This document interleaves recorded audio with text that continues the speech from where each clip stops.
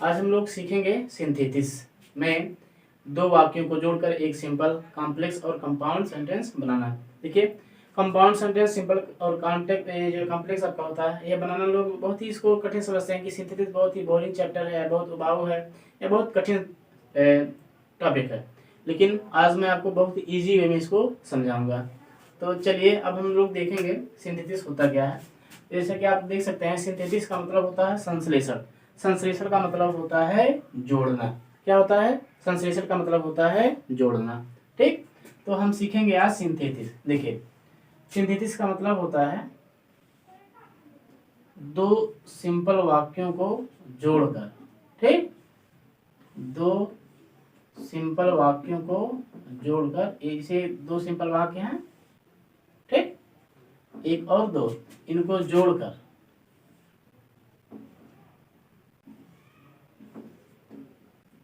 जोड़कर एक नया वाक्य बनाया जाता है। नया वाक्य सिंपल, कॉम्प्लेक्स और कंपाउंड हो सकता है। ठीक, देखिए ध्यान से देखिएगा, दो सिंपल वाक्यों को जोड़कर एक नया सिंपल, कॉम्प्लेक्स या कंपाउंड सेंटेंस बनाना ही क्या कहलाता है? आपका सिंथेसिस कहलाता है। ठीक, तो सिंपल सेंटेंस, कॉम्प्लेक्स सेंटेंस और कंपाउंड सेंटेंस बनाने की कई विधियां हैं। तो आज हम लोग सीखेंगे दो वाक्यों को जोड़ करके एक नया सिंपल सेंटेंस बनाना। ठीक है, देखिए सबसे पहले आप जानेंगे सिंपल, कॉम्प्लेक्स और कंपाउंड सेंटेंस है। इसमें सबसे पहले हम लोग सीखेंगे कि सिंपल सेंटेंस कैसे बनाया जाता है। तो आपका हो जाएगा हेडिंग सिंपल सेंटेंस बनाना।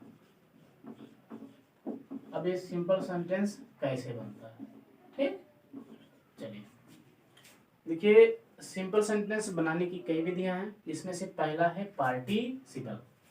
अब हम पार्टिसिपल से ही जोड़कर सिंपल सेंटेंस क्यों बनाते हैं और कब बनाते हैं और कैसे बनाते हैं, तो उसके लिए आज एक नियम आप सबसे पहले समझ लें कि सिंपल सेंटेंस बनाने की कई विधियां हैं, लेकिन आज हम पार्टिसिपल का प्रयोग करके आपका सिंपल सेंटेंस बनाना सीखेंगे। तो पार्टिसिपल का प्रयोग क्यों करते हैं, उसका नियम क्या है, तो सबसे पहले ये हम लोग जाने। तो आप हो जाएगा बाई यूजिंग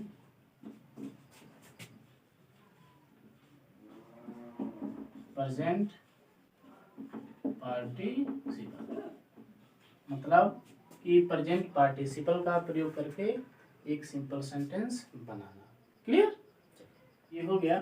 तो अब प्रेजेंट पार्टिसिपल क्या होता है, सबसे पहले यह जान लें। तो प्रेजेंट पार्टिसिपल का मतलब होता है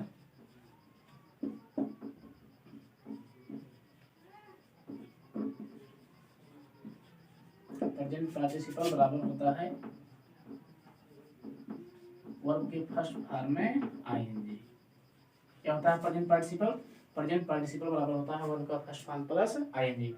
अब प्रेजेंट पार्टिसिपल यह आपका क्या हो गया है, ये आपका है प्रेजेंट पार्टिसिपल, मतलब वर्ब के फर्स्ट फॉर्म में आईएनजी। इसका अर्थ क्या होता है? इसका हिंदी अर्थ होता है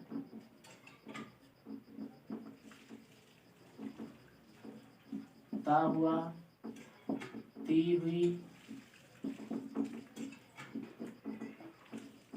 ते हुए,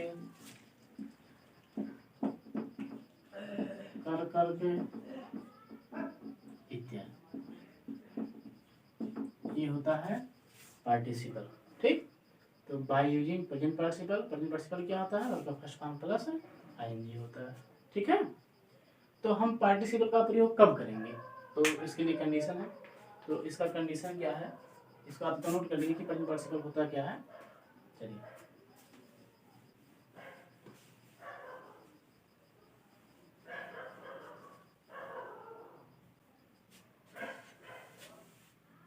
तो अब हम लोग जानेंगे कि कब हम प्रेजेंट पार्टिसिपल का प्रयोग करेंगे। तो इसमें पॉइंट फर्स्ट कि जब दोनों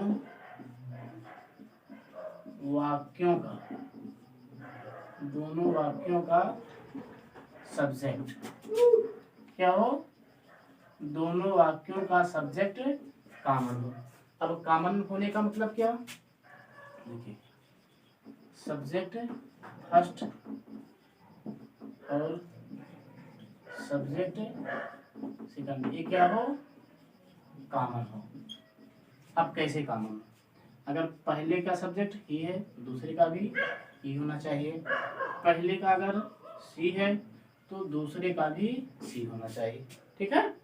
और अगर पहले में मान लिया कोई नाम दिया, जैसे राज दिया, क्या दिया है, राज, चूंकि यह पुरुष जेंडर वाला प्रोनाउन है, चूंकि देखिए यह राज है बॉयज का नाम, तो बॉयज के लिए किसका प्रयोग किया जाता है, ही का।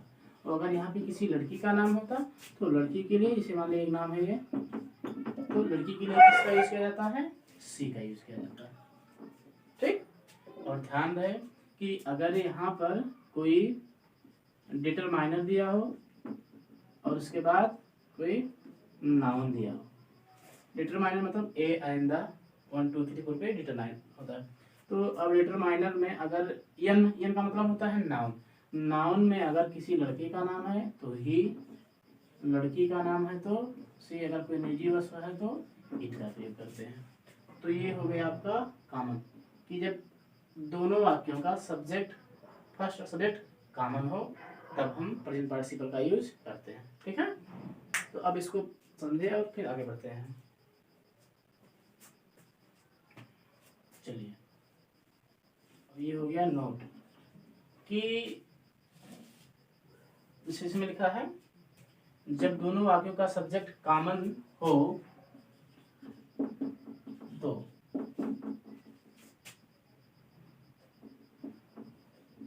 पहले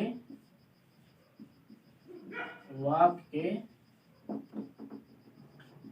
वर्ब को प्रेजेंट पार्टिसिपल में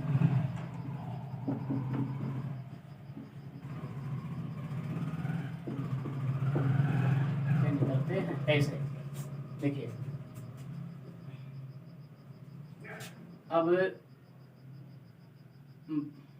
जैसे मेन वर्ब दिया है, क्या दिया है, मेन वर्ब दिया है, चाहे मेन वर्ब का फर्स्ट फॉर्म हो, फर्स्ट में एस या यस हो, या वर्ब का सेकंड फॉर्म हो, ये मेन वर्ब अगर दिया हो, ठीक। अब ये आपका मेन वर्ब क्या हो, फर्स्ट फॉर्म हो, फर्स्ट फॉर्म में एस या यस हो, या वर्ब का सेकंड फॉर्म हो, ठीक है। अब देखिए बदलते कैसे हैं, जैसे लिखा है आपका वाक्य है, सब्जेक्ट है, वर्ब है और ऑब्जेक्ट है, यह आपका हो गया पहला वाक्य, क्लियर। दूसरा वाक्य आपका है सब्जेक्ट, वर्ब और ऑब्जेक्ट, ठीक। अब आपको बताया गया कि पहले वर्ब में कोई, मतलब पहले वर्ब को ही प्रेजेंट पार्टिसिपल में बदलते हैं। तो अब फर्स्ट में क्या हो सकता है, वर्ब का फर्स्ट फॉर्म होता है, फर्स्ट में एस या ईएस होता है, या वर्ब का सेकंड फॉर्म होता है। तो जब हम पार्टिसिपल का यूज करते हैं तो सबसे पहले हम जो पहले वाक्य का, जो पहला वाक्य होता है, इसके वर्ब में हम क्या लिखते हैं, इसको सबसे पहले वर्ब के फर्स्ट फॉर्म को लिखते हैं, ठीक। उसके बाद हम इसमें आईएनजी का प्रयोग करते हैं, उसके बाद यही वाला आप ऑब्जेक्ट यहाँ पे नोट कर देते हैं, ठीक। फिर इसके बाद हम पहले वाले वाक्य के सब्जेक्ट को लिखते हैं, किसको लिखते हैं, पहले वाले वाक्य के सब्जेक्ट को लिखते हैं, और जो दूसरे वाक्य के सब्जेक्ट को हम गायब कर देते हैं, या उसको हटा देते हैं। उसके बाद लास्ट वाले, ये जो चूंकि पहले दूसरे वाले सब्जेक्ट को नहीं लिखते हैं, और लास्ट वाले दोनों आप वर्ब और ऑब्जेक्ट को लिख देते हैं, मतलब है पार्ट 2 को लिख देते हैं। तो सब्जेक्ट के बाद आपका क्या हो जाएगा, पार्ट 2 हो जाएगा, ठीक। तो यह आपका हो जाएगा सिंपल सेंटेंस। अब कैसे सिंपल होगा, जैसे लिखा है आई सा ए लायन, मतलब मैंने एक शेर देखा, और आई रैन अवे। अच्छा, अगर मैंने एक शेर देखा और मैं भाग गया तो आप क्या करते हैं वहाँ पे, और कोई चांस है आपके पास भागने का? तो अब देखिए, आपको बताया गया कि जब दो वाक्य हों तो पहले वाक्य में पहले सब्जेक्ट और दूसरा सब्जेक्ट कॉमन हो, तब क्या, तो पहले वाक्य के वर्ब का चाहे फर्स्ट फॉर्म हो, फर्स्ट फॉर्म में ऐसे ऐसे वर्ब का सेकंड फॉर्म हो, तो इसके हम फर्स्ट फॉर्म का प्रयोग करते हैं। तो फर्स्ट फॉर्म क्या है? सी। उसके बाद इसमें हम आईएनजी का प्रयोग करते हैं। सी हो गया आपका। उसके बाद इसी के वर्ब और ऑब्जेक्ट को भी लिखते हैं। तो सीइंग के बाद क्या है? ए लायन, ये हो गया। उसके बाद बताया जा रहा है कि हम पहले वाक्य के सब्जेक्ट को लिखते हैं। किसको? पहले वाक्य के सब्जेक्ट। यहाँ पे सब्जेक्ट फर्स्ट को लिखते हैं। क्लियर? तो सब्जेक्ट फर्स्ट क्या है? आई। उसके बाद फिर लास्ट पार्ट टू। अब पार्ट टू हमारा क्या है? क्योंकि पहले वाले तो दूसरे वाले वाक्य के सब्जेक्ट को हम नहीं लिखते हैं, और बाकी जो वर्ब और ऑब्जेक्ट बचता है उसको हम यहाँ पे लिख देते हैं।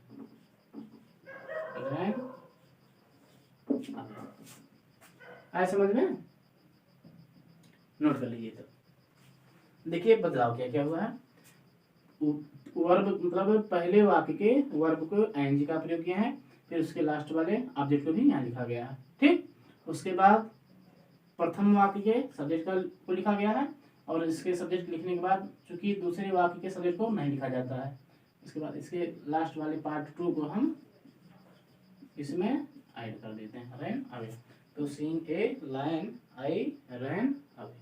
नोट कर लीजिए।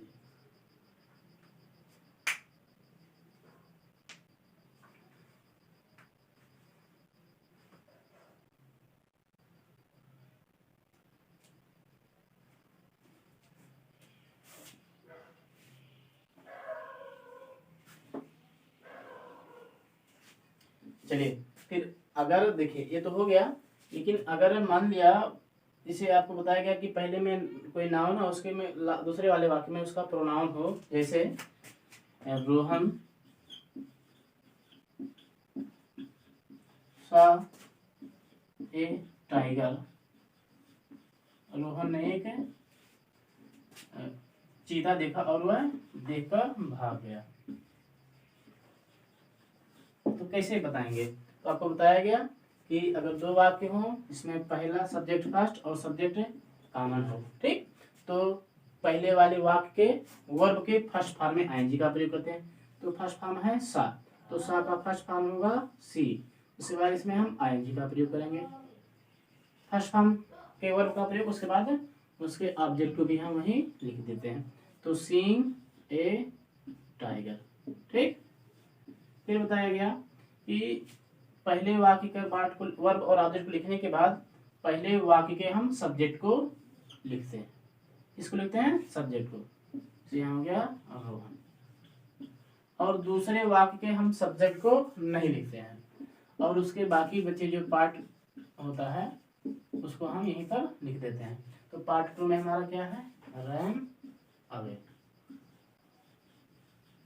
इसको नोट कर लीजिए। ठीक है, ये आपका क्या हो जाएगा? Part two.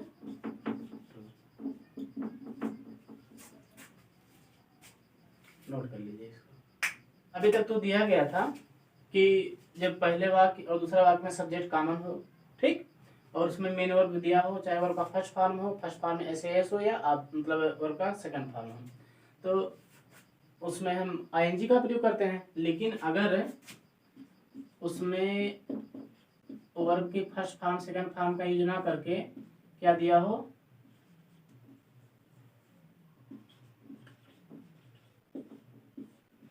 पहले वाक्य में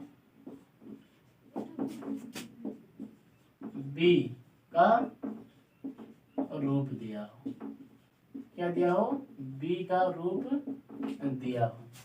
अब बी का रूप क्या होता है सबसे पहले हम लोग यह जानेंगे। तो बी का रूप बराबर इज, एम, वाज और वेयर। तो बी का रूप अगर दिया है पहले वाक्य में, तो हम बी, इज, एम और वाज, वेयर को किस में चेंज करते हैं? बीइंग में। ठीक, अब कैसे, जैसे आपका वाक्य दिया है सब्जेक्ट वर्ब और ऑब्जेक्ट, ये आपका पहला वाक्य हो गया। दूसरा वाक्य आपका सब्जेक्ट वर्ब और ऑब्जेक्ट। ठीक, अब वर्ब में दिया क्या रहता है, इसमें आपका दिया रहता है बी का रूप। तो हम जब इसको सिंपल में चेंज कर देते हैं तो कैसे चेंज करते हैं, तो इसमें जो बी का रूप दिया तो हम इसमें बी के रूप में हम आईएनजी का प्रयोग करते हैं। बी, उसके बाद ये ऑब्जेक्ट लिखते हैं। उसके बाद पहले वाक्य का, ये देखिए पहले वाक्य हम यहाँ पे सब्जेक्ट लिखते हैं, मतलब सब्जेक्ट फर्स्ट को लिखते हैं। पहले हम इनको लिखेंगे। ठीक, उसके बाद फिर से हम पहले दूसरे वाले वाक्य सब्जेक्ट को काट देते हैं, फिर लास्ट में जो पार्ट 2 बचता है हम इसको ऐड कर देते हैं। तो सब्जेक्ट के बाद पार्ट 2, इस प्रकार हमारा सिंपल सेंटेंस तैयार हो जाएगा। अब कैसे एग्जांपल के तौर पर हम देखते हैं, जैसे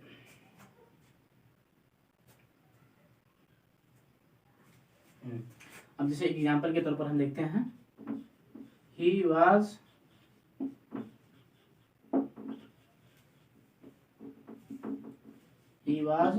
thirsty, he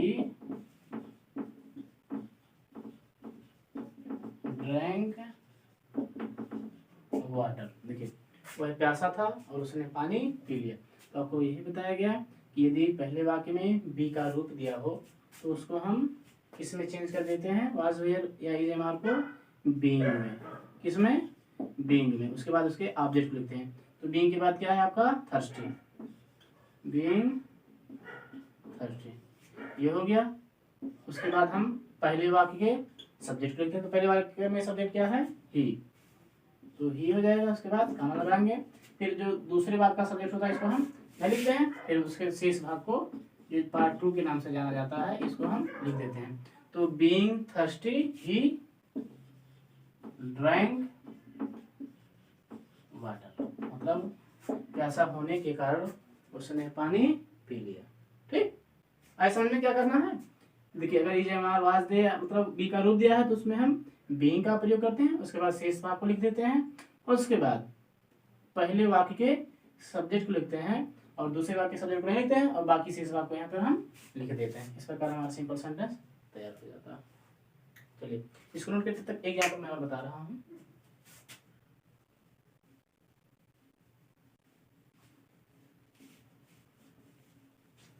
इसे यहाँ पे लिखा है कमला was hungry, he या she ate food। देखिए कमला भूखी थी, उसने भोजन कर लिया। अब यहाँ पे पहला सब्जेक्ट क्या है, और देखिए इसका सब्जेक्ट कॉमन हुआ। कैसे कॉमन हुआ, कमला लड़की, लड़की के लिए कौन सा प्रोनाउन, सी। तो इसी प्रकार पहला और ये कॉमन हो गया। ठीक, तो करते क्या है, अगर is am are was were दिया हो तो इसको चेंज किसमें करते हैं, बीइंग में। उसके बाद इसके ऑब्जेक्ट को लिख देते हैं। तो बीइंग के बाद क्या है, हंग्री, ये हो गया। उसके बाद हम यहाँ पहले वाक्य के सब्जेक्ट को, तो पहले वाक्य का सब्जेक्ट क्या है, कमला। उसके बाद कॉमा लगाते हुए दूसरे वाक्य के सब्जेक्ट को नहीं लिखते हैं, इसके शेष भाग को जो पार्ट 2 के नाम से जाना जाता है इसको हम लिख देते हैं। पार्ट 2 में क्या है, कमला का एट फूड। आए समझ में, नोट कर लीजिए। अब इसमें तीसरा है जब, पॉइंट तीसरा है जब सब्जेक्ट फर्स्ट और सब्जेक्ट सेकंड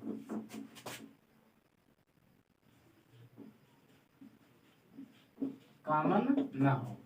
जब सब्जेक्ट फर्स्ट और सब्जेक्ट कॉमन ना हो तब ऑब्जेक्ट फर्स्ट और सब्जेक्ट फर्स्ट कॉमन होता है।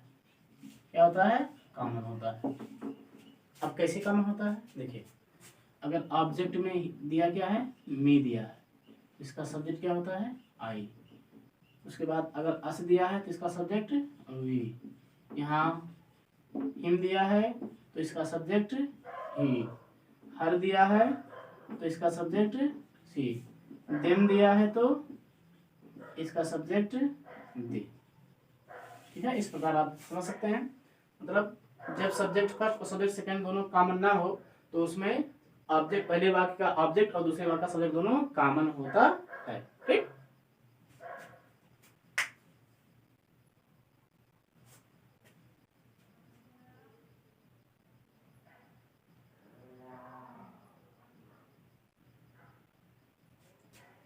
तो अच्छा, जब पहले वाक्य का ऑब्जेक्ट और दूसरे वाक्य में सब्जेक्ट दोनों कॉमन होता है तो जो दूसरा वाक्य होता है, लेट्स से मान लिया, तो जो दूसरा वाक्य होता है उसमें ऑलरेडी प्रेजेंट पार्टिसिपल दिया रहता है। क्या दिया रहता है? दूसरे वाले वाक्य में ऑलरेडी इसमें प्रेजेंट पार्टिसिपल दिया रहता है, इसीलिए इसको रेडीमेड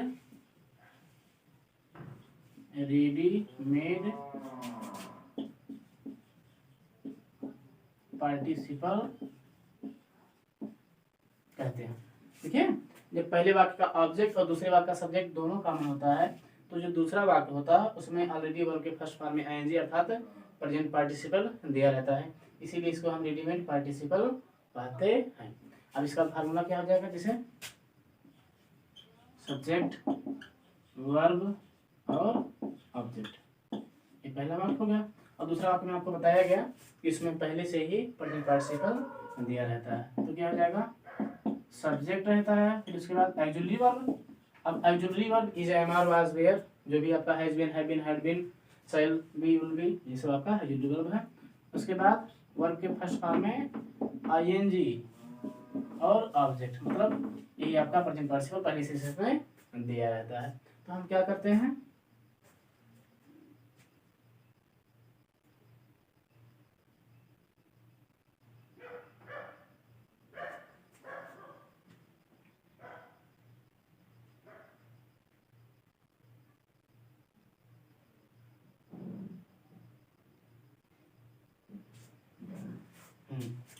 तो अब जब ऐसा वाक्य दिया हो तब हम क्या करते हैं? तो पहले वाले वाक्य को हम हूबहू लिख लेते हैं। पहले वाले वाक्य को हम हूबहू लिख लेते हैं। ठीक, उसके बाद जो दूसरा वाक्य होता है इसके सब्जेक्ट को हम नहीं लिखते हैं और ना ही इसके हम ऑब्जेक्ट को लिखते हैं। मतलब जब दिया हो, ये क्या दिया हो, पहले उसमें आईएनजी दिया हो तो हम पहले वाक्य को लिख लेते हैं, उसके बाद दूसरे वाक्य के ना तो सब्जेक्ट को लिखते हैं और ना ही ऑब्जेक्ट को लिखते हैं। ये जो रेडीमेड पार्ट होता है इसको हम लिख देते हैं, इसके बाद प्लस पार्ट 2। ठीक, अब कैसे? एग्जाम्पल के तौर पर, ऐसा और रोहित, मैंने रोहित को देखा, he was weeping, मैंने रोहित को देखा, he was weeping। आपको बताया गया कि कैसे काम है। अब देखिए यहाँ पे इसका ऑब्जेक्ट है रोहित और इसका सब्जेक्ट क्या है? he। रोहित कॉमन, रोहित और ही कॉमन हुआ कि नहीं कॉमन? रोहित चूंकि लड़का है, प्रोनाउन है फर्स्ट थर्ड पर्सन का, तो सब लड़का होने के नाते इसके लिए ही इसका प्रोनाउन होगा। तो अब क्या करते हैं? तो पहले वाक्य को हूबहू उतार देते हैं, तो ऐसा रोहित। ठीक, कैसे दिखा? ऐसा रोहित वीपिंग, क्योंकि पहले दूसरे वाक्य सब्जेक्ट और ऑक्सिलरी को नहीं लिखते हैं, बाद में जो बचता है वही हम नोट कर देते हैं। ऐसा रोहित वीपिंग, मैंने रोहित को देखा कैसे? रोते हुए। ठीक है, मतलब ये कि अगर पहले वाक्य का ऑब्जेक्ट और दूसरे वाक्य का सब्जेक्ट कॉमन होता है, ठीक, तो दूसरे वाक्य में ऑलरेडी प्रेजेंट पार्टिसिपल दिया रहता है। ठीक, तो करते क्या है? पहले वाक्य को पूरा पूरा लिख देते हैं और दूसरे वाक्य सब्जेक्ट और हेल्पिंग वर्ब को ना लिखा के विशेष वाक्य को उससे जोड़ देते हैं। इस प्रकार हमारा पार्टिसिपल तैयार हो जाता है। ठीक, तो ठीक, तो इस प्रकार आपका प्रेजेंट पार्टिसिपल हो गया समाप्त। देखिए जो महत्वपूर्ण टॉपिक है सिंथेसिस का वही हम उसमें पढ़ा रहे हैं कि जिस एग्जाम में आने की संभावना अधिक है। ठीक है, नोट कर लीजिए।